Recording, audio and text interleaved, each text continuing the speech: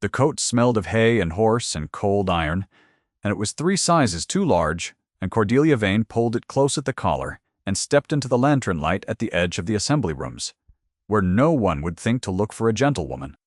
It was the last night of the little season at Marbury, the frost already silvering the gravel of the courtyard, and inside the tall windows the candles burned in their hundreds, while the music turned and turned.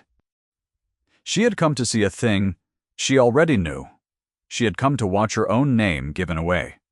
Beneath the borrowed wool she still wore her one good gown, the pale muslin she had turned twice at the hem, but with the stable boy's coat over it and a groom's cap pulled low, she was only a servant sent to hold a horse. That was the whole of her disguise. It was enough. In the world she had been born to, a woman was seen by her silk and her jewels, and the name announced at the door. And Cordelia had arrived at this house without any of the 3. What she did not yet know was how much a person could learn from the outside of a window, watching the people who had decided she was already gone. 2 weeks before, her father had been 3 months dead, and the estate at Vane Hollow entailed away to a cousin she had met only once. A soft-handed man named Percival who had arrived with a land agent while her father still lay unburied, and had walked the long gallery pointing his stick at the portraits as though pricing them. 2 weeks before, her betrothed of a full year, the man who had pressed her cold hands between his warm ones in the orchard and told her that fortune was nothing beside constancy, had stopped answering her letters.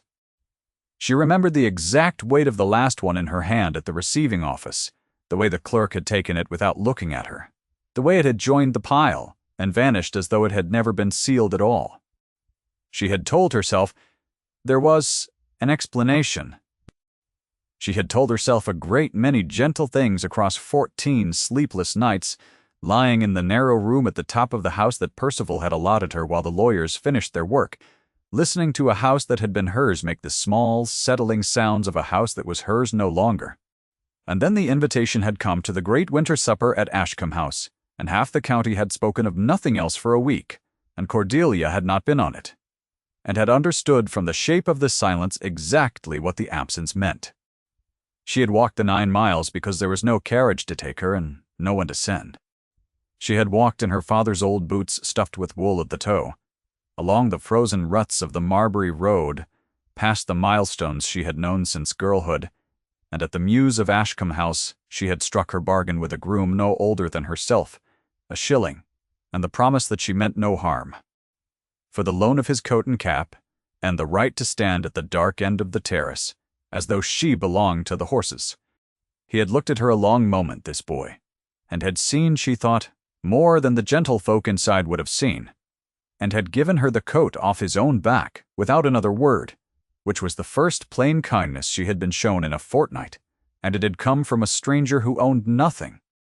So she stood in a groom's coat in the freezing dark, and looked through the glass, and the ballroom of Ashcombe House unfolded before her like a stage lit for a play she had not been told she was in.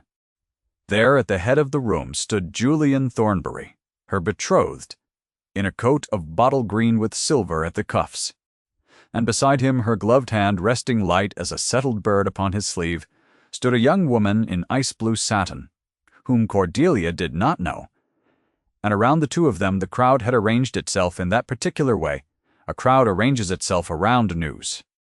Cordelia's breath fogged the glass. She wiped it clear with the rough cuff of the coat and made herself keep looking.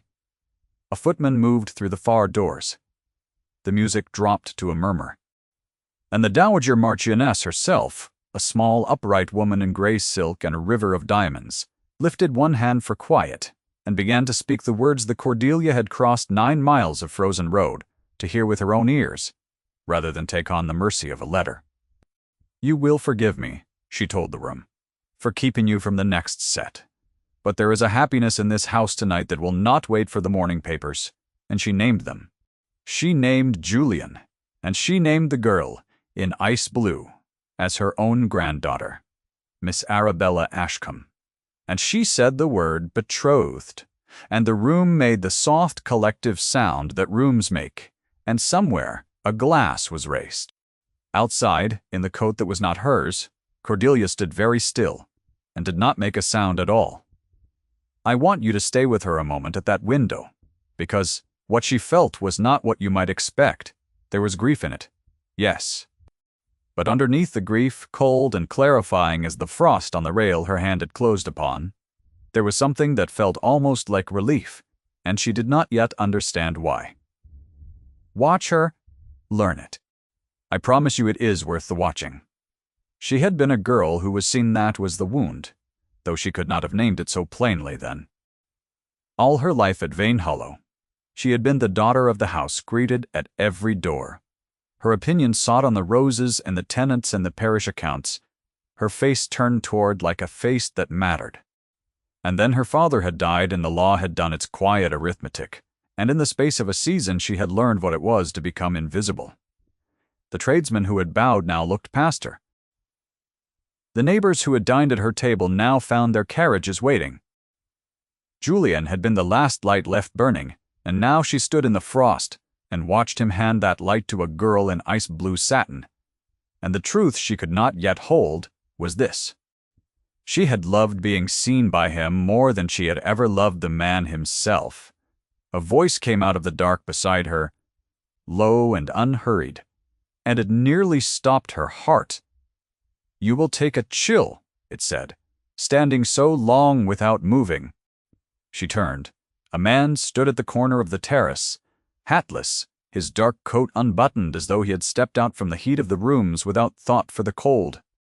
He was tall, and there was a stillness to him that the light from the windows did not soften, a face composed to a fine and deliberate blankness, save for the eyes, which were fixed on her with an attention she had not been given in a fortnight.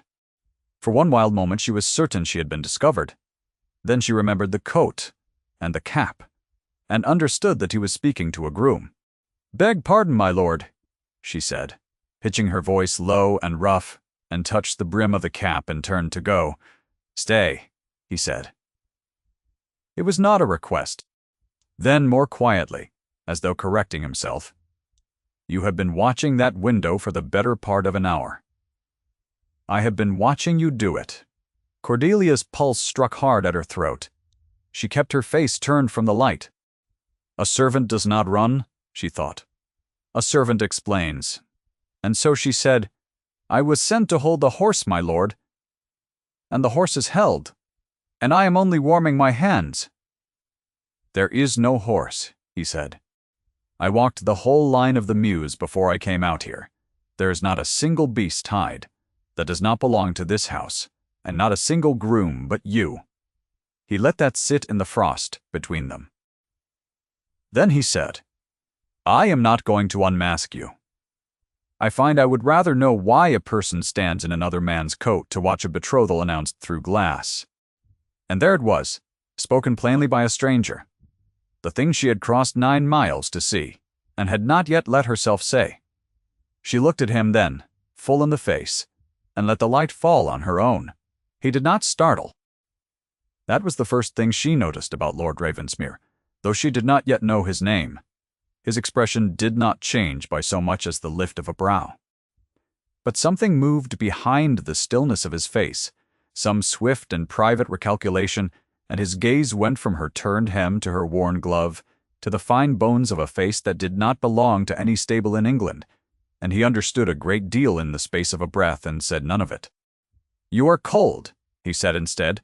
"Come inside." "I cannot come inside," she said. "You must see that I cannot." "Not through those doors," he agreed. "There is a small library at the east end. It has a fire and no people." He was already turning, certain she would follow, in the way of men who have never in their lives held a door, and found no one behind them. "I will not ask your name," he said over his shoulder. "But I will not leave a woman freezing at my aunt's window either, whatever coat she has borrowed."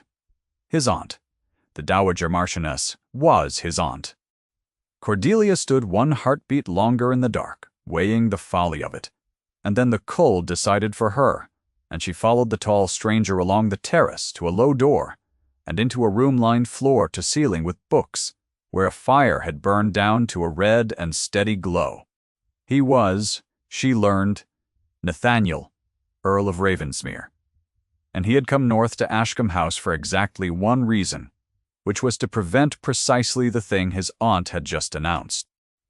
He told her this with his back half to her, feeding a log to the fire, in the level voice of a man laying out a column of figures. Miss Arabella Ashcombe was his cousin, and she was 19, and she was, he said, being handed to a fortune hunter, with a pleasant profile and empty pockets, and the dowager either could not see it or had decided the pleasant profile was worth the empty pockets. He had come to speak against it. He had arrived that afternoon to find the announcement already fixed for the evening, and himself, as ever, too late. Cordelia sat in the offered chair with the stable boy's coat still buttoned to her chin, and felt something turn over in her chest. "A fortune hunter," she said. "Julian." He turned at the name. "So you know him?" "I was to marry him," she said. "The banns were as good as read. He had my father's blessing before my father died, and my own before I knew better, and until a fortnight ago he had my letters. And then he had my cousin's arithmetic instead, and my father's estate went to that same cousin. And I went from an heiress to a woman in a borrowed coat. And Julian is a man who can read a ledger." She was surprised at how steady her voice came out. "He read mine," she said, and closed it. The Earl was quiet for a long moment. The fire settled. When he spoke again, his voice had lost none of its level quality. But something had come into it underneath, banked and low, like the coals. "Then we have been betrayed by the same evening," he said, "you and I from opposite sides of the glass." She almost laughed. It was the strangeness of it, the two of them shut in a warm room while the music played on beyond the wall, both of them cast out of the same announcement. For opposite reasons to the whole of that ballroom, she said, "I am nothing tonight. A name that has been quietly struck from a list, and you are the great Earl of Ravensmere, who arrived too late to matter.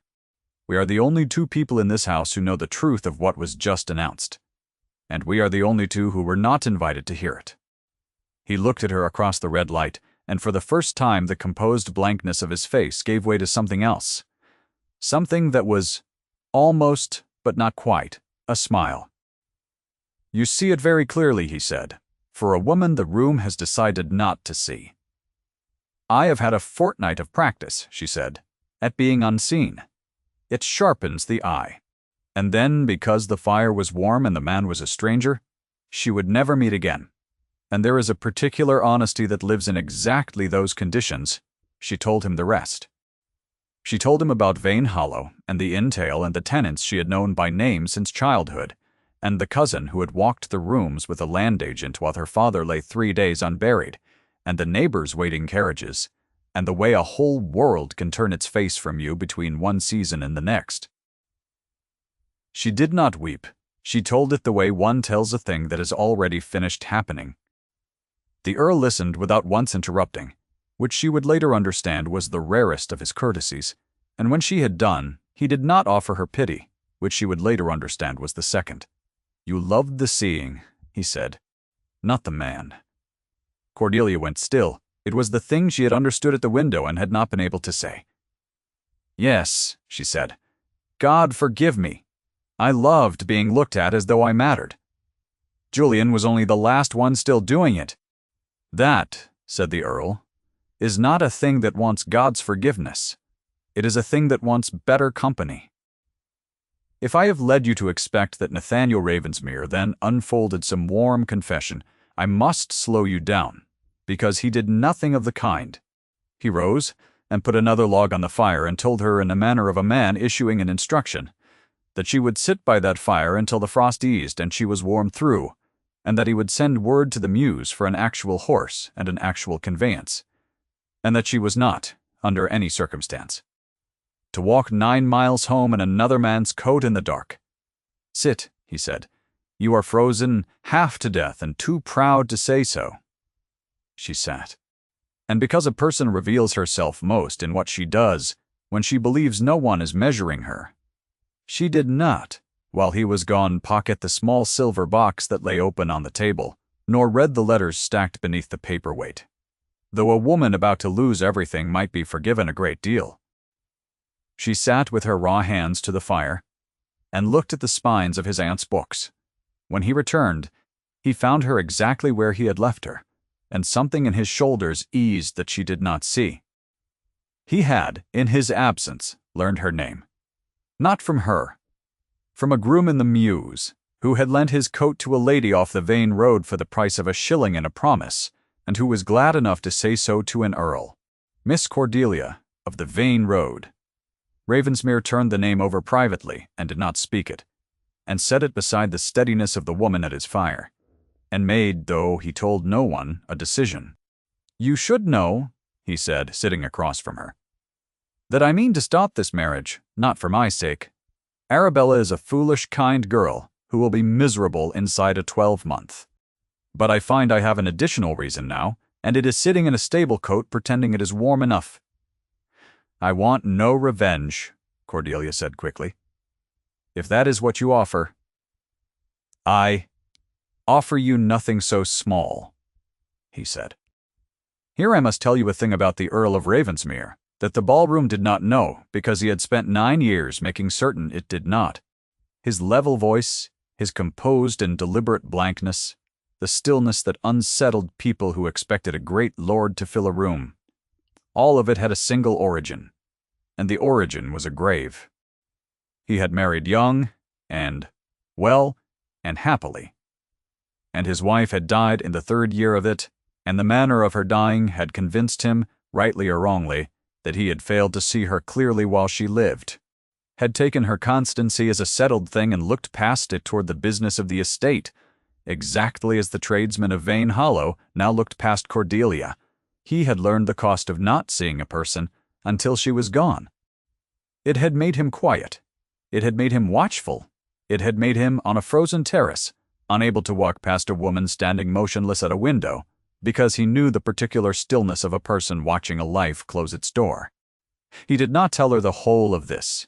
He told her one sentence of it, low, his eyes on the fire rather than her face. "I once had a wife I did not look at closely enough," he said, "until there was nothing left to look at." Then he was quiet, and the fire filled the quiet, and Cordelia understood that she had been handed something that was not given twice. The clock on the mantel told the 1/4 midnight when the door opened without a knock, and the Dowager Marchioness of Ashcombe stood upon the threshold in her grey silk and her diamonds, and took in the scene before her with the swift and merciless attention of a woman who had run the season for 40 years. "Nathaniel," she said, "there is a servant in the library." "There is a lady in the library," he answered, and rose. "Aunt, may I present Miss Cordelia Vane, of Vane Hollow." The name meant nothing to the Dowager for the length of one breath, and then it meant a great deal, and Cordelia watched the woman's face perform the small, cold arithmetic she had come to know so well. "Vane," the Dowager said, "the Vane girl. The one Mr. Thornbury was attached to before he came to his senses." She looked at the stable coat, at the turned hem beneath it, at the worn gloves, and she arranged her mouth into something that was not a smile. "My dear," she said, "I do not know what my nephew has told you, but you have come to the wrong house, and you have come in a costume that does you no credit. There is nothing for you here. The attachment is ended." And she said it in the polished, technically courteous voice of a woman displacing an inconvenience. The same voice, Cordelia thought, that the neighbor's footman had used to say the carriage was waiting. "I did not come to reclaim him, Madam," Cordelia said, and rose, and stood in the borrowed coat with a straightness that made the Dowager's eyes narrow.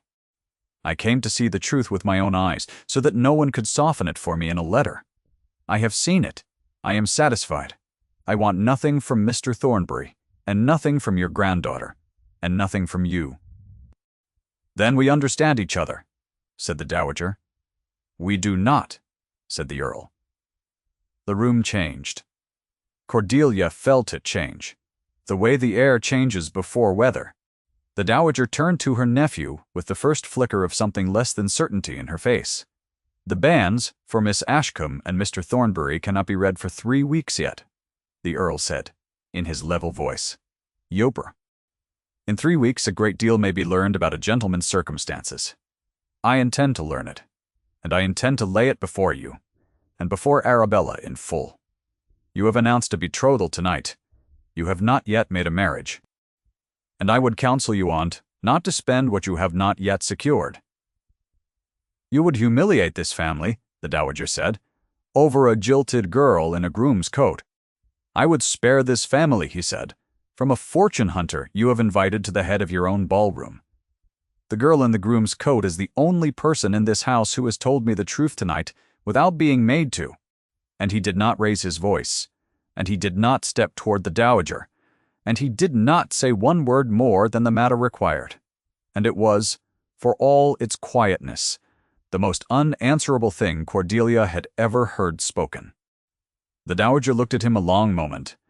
Then she looked at Cordelia, and something in the look had shifted, not to warmth, but to a wary and calculating respect.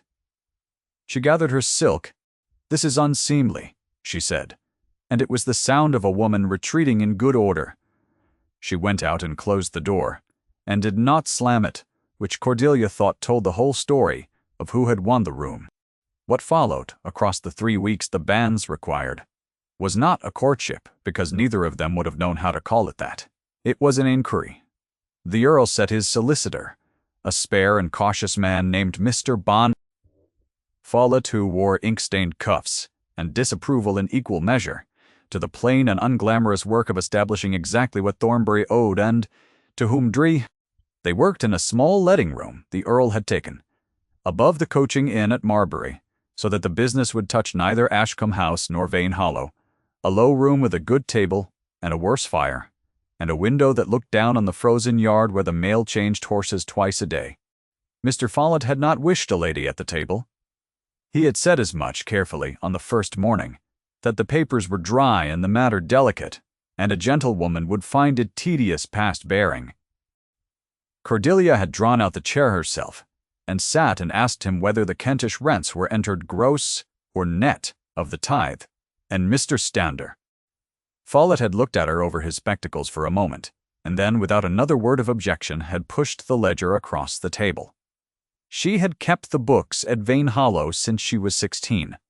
She knew precisely how a man conceals a debt inside a rent roll, how a sum owed can be dressed as a sum expected, how the true state of a gentleman's affairs lives not in the figures he shows, but in the small discrepancies between one page and the next. She read the papers faster than the solicitor did. She read them the way she had once read the parish accounts by candle after her father had gone to bed, and on the 9th day, near the bottom of a mortgage drawn on a property in Kent, she found the thing that had been folded inside it, like a stone inside a loaf. She read it twice to be certain. Then she set her finger on the line and turned the page toward Mr. Follett, and Mr. Follett read it, and took off his spectacles and said, quietly, "Well, there it is," and sent the boy running for the Earl. Thornbury did not merely lack a fortune. He had spent one already. A settlement from a first engagement 3 years dead, a young woman in Bath, whose family had paid him to go quietly away. He had done this before. He made a profession of being chosen and then unchoosing, of collecting a girl's expectations and selling them back to her relations. Cordelia set the paper down on the table and put her raw hands flat upon it, and found that she was not, after all, weeping, but shaking with something that was closer to fury than to grief, and cleaner than either. "He would have done it to me," she said. "He would have taken my father's blessing and my year and my letters and sold them back to my cousin for the price of walking away. And then he found a girl with a living grandmother and a larger purse. And he did not even need to sell me. He simply closed the ledger." "Yes," said the Earl. "And this," Cordelia said, holding up the folded paper, "this would end it." "This would end it," he agreed. "But it is not mine to spend. It is yours. You found it. You will decide the manner of it." She looked at him across the papers, this quiet man who had handed her back not a husband but a weapon, and then, having handed it over, stepped back and left the choosing to her, which was a thing no one had done for her since her father died, and she felt the whole strange fortnight resolve itself into a single clear understanding. He had not looked past her. From the first moment on the frozen terrace, he had looked directly at her.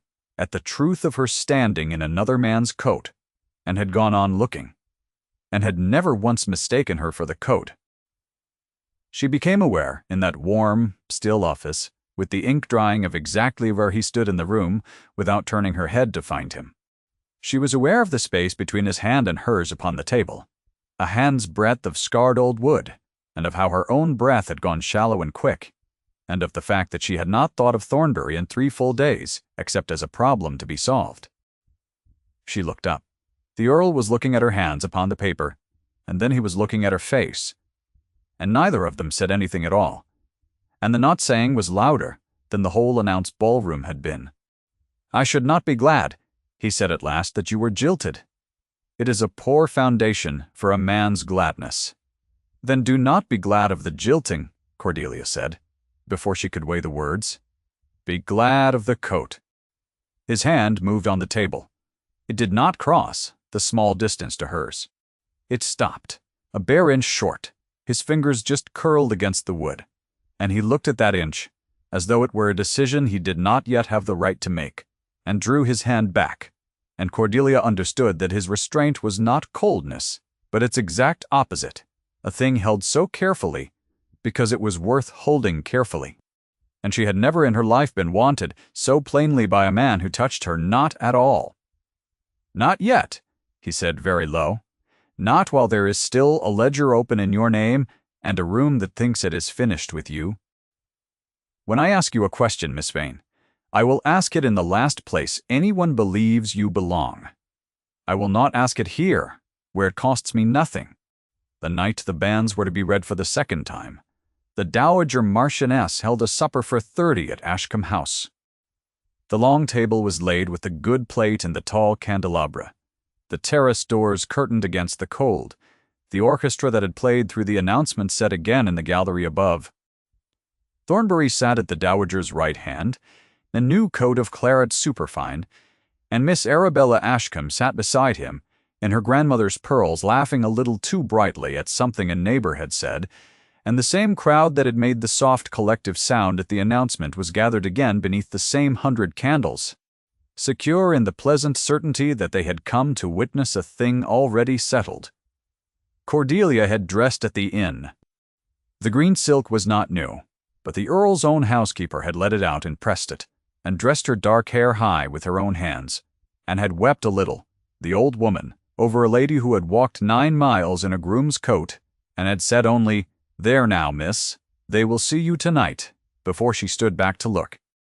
And at 9:30, the doors of the supper-room opened, and the Earl came in with Cordelia on his arm, in a gown of deep green silk, her worn gloves replaced with new ones, her chin level. It took the room a long, slow moment to perform its arithmetic.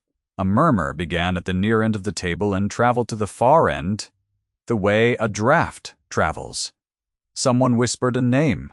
Someone else corrected it. And one by one the 30 faces turned and understood that the lady on the Earl's arm and the servant the Dowager had turned out of her library were the same woman, and that she had walked back, unhurried and unafraid, into the exact room that had struck her from its list. Cordelia felt every eye find her. She did not shrink from it. She had been seen falsely by this room once as an heiress, and she had been unseen by it entirely as a jilted girl, and she found that being looked at now plainly as herself cost her nothing at all. The music faltered. Thornbury half rose from his chair, and then did not know what to do with himself and sat again. The Dowager set down her glass. The Earl walked Cordelia the length of the room, unhurried, and stopped before the head of the table where the Dowager sat. And in the silence that had gathered, he did not make a speech.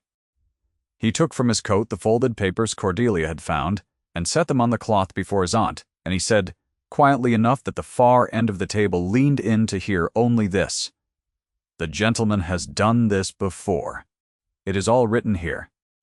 Then he was silent, and let the room read the silence, and the Dowager opened the papers with a hand that was not quite steady, and read enough, and her face, which Cordelia had seen perform its cold arithmetic twice, performed a different sum now, and arrived at a different answer. Arabella Ashcombe looked from the papers to Julian Thornbury's face, which had gone the grey of old ash, and understood in the way the young understand all at once what the old have taken years to hide. She rose from her chair and stepped away from him. One step, and it was the loudest step in the room. Julian found his voice. "This is slander," he said. "This is a jilted woman's spite, dressed up in an earl's coat. And now Cordelia," spoke for the first time in that room, and she did not raise her voice either, because she had learned from a quiet man that the truth needs no volume. "It is not spite," she said. "It is a mortgage, and a settlement from Bath, and the name of a family that paid you to go away 3 years ago. I read it myself. I was always rather good at accounts." And she looked at Arabella, not at Julian, and said gently, "He is very good at being chosen. It is the only thing he does." The room made a sound then, but it was not the soft collective sound of a betrothal. It was the harder sound of a verdict, reversing itself. The Dowager Marchioness rose. She was a proud woman, and she did not apologize, because women who have run the season for 40 years do not apologize in front of 30 people. But she folded the papers with great deliberation, and she said, to the room and not to Julian, that the announcement of her granddaughter's engagement had been premature, and that Mr. Rite Thornbury would be leaving Ashcombe House tonight. And then she looked at Cordelia for a long moment, and inclined her head 1/2 inch, which from that woman was the whole of an apology and the whole of a welcome at once. Thornbury left. There was no scene, because the Earl of Ravensmere had built the thing so that no scene was needed. A man cannot fight a mortgage.